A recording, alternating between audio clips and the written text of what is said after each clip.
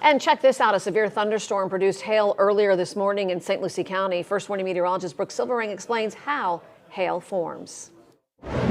Strong thunderstorms need the right ingredients in order to produce hail.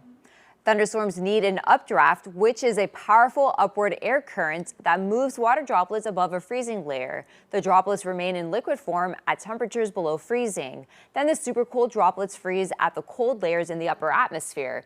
Hail will then fall once the hailstones are too heavy for the thunderstorm's updraft. Hail can range from as small as pea-sized or as large as a softball, which is up to 4 inches.